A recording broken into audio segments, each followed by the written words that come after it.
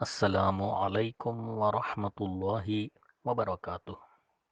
سیرت النبی صلی اللہ علیہ وسلم کا جو سلسلہ چل رہا تھا اس کا اگلا حصہ پیش خدمت ہے۔ اس سے پہلے ہم نے پڑھا کہ ہجرت کے وقت جو مدینہ کے حالات تھے اس کی تفصیل سے ہم گزر رہے تھے، جس میں ہم نے پڑھا کہ وہاں پر یہودیوں کے 3 قبیلے تھے جس میں آپس میں اکثر جنگ و جدال رہتا تھا، اور جب نبی کریم صلی اللہ علیہ وسلم کی وہاں پر آمد ہوئی تو وہ مسلمانوں کے اور نبی کریم صلی اللہ علیہ وسلم کے بھی دشمن بن گئے، کیونکہ وہ یہ سمجھ رہے تھے کہ آخری نبی ان کی نسل سے ہوگا، لیکن یہ یہودیوں میں سے نہیں ہو کر نبی کریم صلی اللہ علیہ وسلم قریش کے قبیلے سے ہوئے۔ تو مدینہ کے اندر جو دشمن تھے وہ یہود تھے، اور مدینہ کے باہر جو دشمن تھے وہ قریش تھے۔ قریش نے مسلمانوں کو جس طرح سے ستایا، ان کے اوپر ظلم ڈھایا اور ان کو اپنی جگہ سے نکلنے پر مجبور کیا کہ وہ مکہ سے مدینہ ہجرت کر جائیں، تو مسلمانوں کو تو یہ حق حاصل تھا کہ وہ اپنا بدلہ لیں، جس طرح انہیں ستایا گیا ہے وہ بھی ستائیں، جس طرح انہیں نکالا گیا ہے وہ بھی نکالیں، لیکن مسلمانوں نے اس کا بالکل ہی برعکس بدلہ دیا فتح مکہ کے موقع پر، جس کی تفصیل انشاءاللہ تعالی ہم آگے پڑھیں گے۔ اب اس کے آگے نئے معاشرے کی تشکیل ہم بیان کر چکے ہیں کہ رسول اللہ صلی اللہ علیہ وسلم نے مدینے میں بنو نجار کے یہاں جمعہ ربیع الاول کو ابو ایوب انصاری رضی اللہ عنہ کے مکان کے سامنے نزول فرمایا تھا، اور اسی وقت فرمایا تھا کہ انشاءاللہ یہیں منزل ہوگی۔ پھر آپ صلی اللہ علیہ وسلم ابو ایوب انصاری رضی اللہ عنہ کے گھر منتقل ہو گئے تھے۔ مسجد نبوی کی تعمیر۔ اس کے بعد نبی کریم صلی اللہ علیہ وسلم کا پہلا قدم یہ تھا کہ آپ صلی اللہ علیہ وسلم نے مسجد نبوی کی تعمیر شروع کی، اور اس کے لیے وہی جگہ منتخب کی جہاں آپ صلی اللہ علیہ وسلم کی اونٹنی بیٹھی تھی۔ اس زمین کے مالک 2 یتیم بچے تھے۔ آپ صلی اللہ علیہ وسلم نے ان سے یہ زمین قیمتاً خریدی اور بنفس نفیس مسجد کی تعمیر میں شریک ہو گئے۔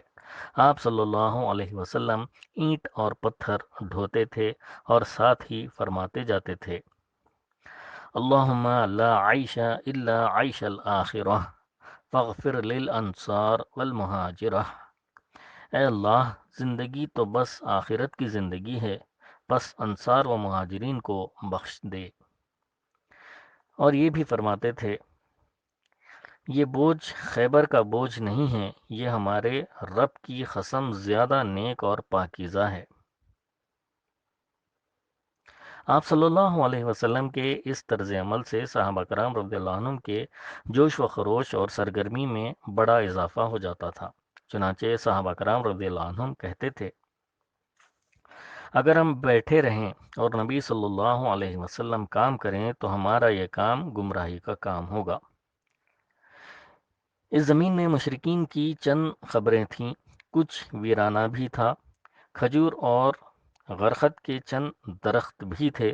رسول اللہ صلی اللہ علیہ وسلم نے مشرکین کی خبریں اکھڑوا دیں، ویرانہ برابر کرا دیا، اور کھجوروں اور درختوں کو کاٹ کر قبلے کی جانب لگا دیا۔ اس وقت قبلہ بیت المقدس تھا۔ دروازے کے بازو کے دونوں پائے پتھر کے بنائے گئے، دیواریں کچی اینٹ اور گارے سے بنائی گئی، چھت پر کھجور کی شاخیں اور پتے ڈلوا دیے گئے اور کھجور کے تنوں کے کھمبے بنا دیے گئے۔ زمین پر ریت اور چھوٹی چھوٹی کنکریاں بچھا دی گئیں۔ 3 دروازے لگائے گئے۔ قبلے کی دیوار سے پچھلی دیوار تک ایک 100 ہاتھ لمبائی تھی، چوڑائی بھی اتنی ہی یا اس سے کچھ کم تھی۔ بنیاد تقریباً 3 ہاتھ گہری تھی۔ آپ صلی اللہ علیہ وسلم نے مسجد کے بازو میں چند مکانات بھی تعمیر کیے جن کی دیواریں کچی اینٹ کی تھی اور چھتیں کھجوروں کے تنوں کی کڑیاں دے کر کھجور کی شاخ اور پتوں سے بنائی گئی تھیں۔ یہی آپ صلی اللہ علیہ وسلم کی ازواج مطہرات کے حجرے تھے۔ ان حجروں کی تعمیر مکمل ہو جانے کے بعد آپ صلی اللہ علیہ وسلم ابو ایوب انصاری رضی اللہ عنہ کے مکان سے یہیں منتقل ہو گئے۔ مسجد محض ادائے نماز ہی کے لیے نہ تھی، بلکہ یہ ایک یونیورسٹی تھی جس میں مسلمان اسلامی تعلیمات و ہدایات کا درس حاصل کرتے تھے، اور ایک محفل تھی جس میں مدتوں جاہلی کشاکشی و نفرت اور باہمی لڑائیوں سے دوچار رہنے والے قبائل کے افراد اب ادب، میل، محبت سے رہ رہے تھے۔ نیز یہ ایک مرکز تھا جہاں سے اس ننھی سی ریاست کا سارا نظام چلا جا رہا تھا اور مختلف قسم کی مہمیں بھیجی جا رہی تھیں۔ علاوہ ازیں اس کی حیثیت ایک پارلیمنٹ کی بھی تھی جس میں مجلس شورا اور مجلس انتظامیہ کے اجلاس منعقد ہوا کرتے تھے۔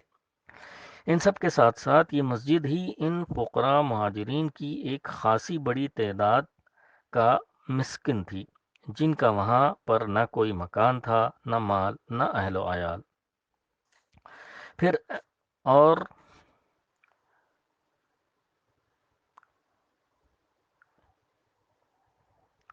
ہجرت ہی میں اذان بھی شروع ہوئی۔ یہ ایک لاہوتی نغمہ تھا جو روزانہ 5 بار افق میں گونجتا تھا اور جس سے پورا عالم وجود لرز اٹھتا تھا۔ اس سلسلے میں عبداللہ بن زید بن عبد رضی اللہ عنہ کے قول معروف ہیں۔ مسلمانوں میں بھائی چارگی۔ جس طرح رسول اللہ صلی اللہ علیہ وسلم نے مسجد نبوی کی تعمیر کا اہتمام فرما کر باہمی اجتماع اور میل و محبت کے ایک مرکز کو وجود بخشا، اسی طرح آپ صلی اللہ علیہ وسلم نے تاریخ انسانی کا ایک اور نہایت تابناک کارنامہ انجام دیا جسے مہاجرین و انصار کے درمیان مواخات اور بھائی چارے کے عمل کے نام سے جانا جاتا ہے۔ ابن قیم لکھتے ہیں، پھر رسول اللہ صلی اللہ علیہ وسلم نے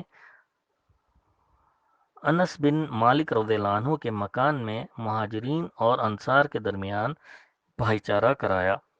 کل 90 آدمی تھے، آدھے مہاجرین اور آدھے انصار۔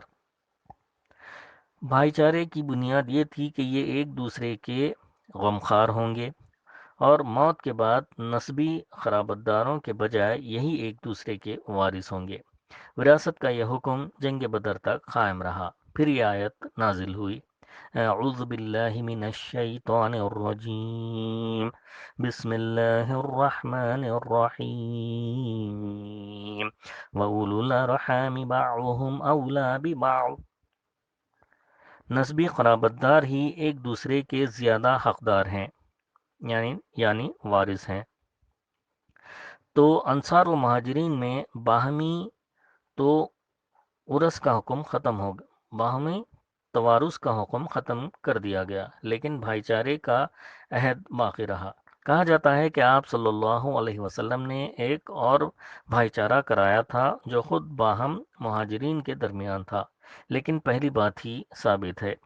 یوں بھی مہاجرین اپنی باہمی اسلامی اخوت و وطنی اخوت اور رشتہ و قرابت داری کی اخوت کی بنا پر آپس میں اب مزید کسی بھائی چارے کے محتاج نہ تھے، جبکہ مہاجرین اور انصار کا معاملہ اس سے مختلف تھا۔ اس بھائی چارے کا مقصود، جیسا کہ محمد غزالی نے لکھا ہے، یہ تھا کہ جاہلی عصبیتیں تحلیل ہو جائیں، حمیت و غیرت جو کچھ ہو وہ اسلام کے لیے ہو، نسل، رنگ اور وطن کے امتیازات مٹ جائیں، بلندی و پستی کا معیار انسانیت و تقوی کے علاوہ کچھ اور نہ ہو۔ رسول اللہ صلی اللہ علیہ وسلم نے اس بھائی چارے کو محض کھوکھلے الفاظ کا جامہ نہیں پہنایا تھا، بلکہ اسے ایک ایسا نافذ العمل عہد و پیمان قرار دیا تھا جو خون اور مال سے مربوط تھا۔ یہ خالی اسلامی اور مبارکباد نہ تھی کہ زبان پر روانی کے ساتھ جاری رہے، بلکہ نتیجہ کچھ نہ بلکہ اس بھائی چارے کے ساتھ ایثار و غمساری اور موانست کے جذبات بھی مخلوط تھے، اور اسی لیے اس نئے معاشرے کو بڑے نادر اور تابناک کارناموں سے پر کر دیا تھا۔ چنانچہ صحیح بخاری میں مروی ہے کہ مہاجرین جب مدینہ تشریف لائے تو رسول اللہ صلی اللہ علیہ وسلم نے عبد الرحمن بن عوف رضی اللہ عنہ اور سعد بن ربیع کے درمیان بھائی چارہ کرا دیا۔ اس کے بعد سعد رضی اللہ عنہ نے عبد الرحمن رضی اللہ عنہ سے کہا، انصار میں سب سے زیادہ مالدار ہوں، آپ میرا مال 2 حصوں میں بانٹ کر آدھا لے لیں، اور میری 2 بیویاں ہیں، آپ دیکھ لیں، جو زیادہ پسند ہو مجھے بتا دیں، میں اسے طلاق دے دوں، اور عدت گزرنے کے بعد آپ اس سے شادی کر لیں۔ عبد الرحمن رضی اللہ عنہ نے کہا، اللہ آپ کے اہل و عیال اور مال میں برکت دے، آپ لوگوں کا بازار کہاں ہے؟ لوگوں نے انہیں بنو قینقاع کا بازار بتلا دیا۔ وہ واپس آئے تو ان کے پاس کچھ فاضل پنیر اور گھی تھا۔ اس کے بعد وہ روزانہ جاتے رہے، پھر ایک دن آئے تو ان پر زردی کا اثر تھا۔ نبی صلی اللہ علیہ وسلم نے دریافت فرمایا، یہ کیا ہے؟ انہوں نے کہا، میں نے شادی کر لی ہے۔ آپ صلی اللہ علیہ وسلم نے فرمایا، عورت کو مہر کتنا دیا ہے؟ بولے، 1 نواح یعنی گٹھلی کے ہم وزن، یعنی کوئی 1.25 تولہ سونا۔ اسی طرح ابو ہریرہ رضی اللہ عنہ سے ایک روایت آئی ہے کہ انصار نے نبی صلی اللہ علیہ وسلم سے عرض کیا، آپ صلی اللہ علیہ وسلم ہمارے درمیان اور ہمارے بھائیوں کے درمیان ہمارے کھجور کے باغات تقسیم فرما دیں۔ آپ صلی اللہ علیہ وسلم نے فرمایا، نہیں۔ انصار نے کہا، تب آپ لوگ یعنی مہاجرین ہمارا کام کر دیا کریں اور ہم پھل میں آپ لوگوں کو شریک رکھیں گے۔ انہوں نے کہا، ٹھیک ہے۔ ہم نے بات سنی اور مانی۔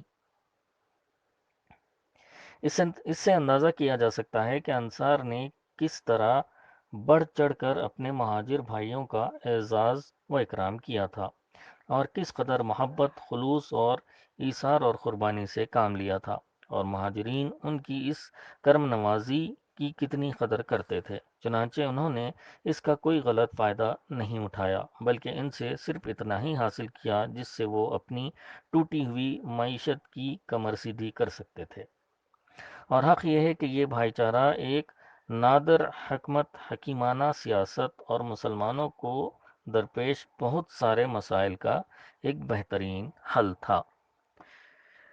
انشاءاللہ تعالی اس کے بعد اگلی نشست میں بیان کیا جائے گا۔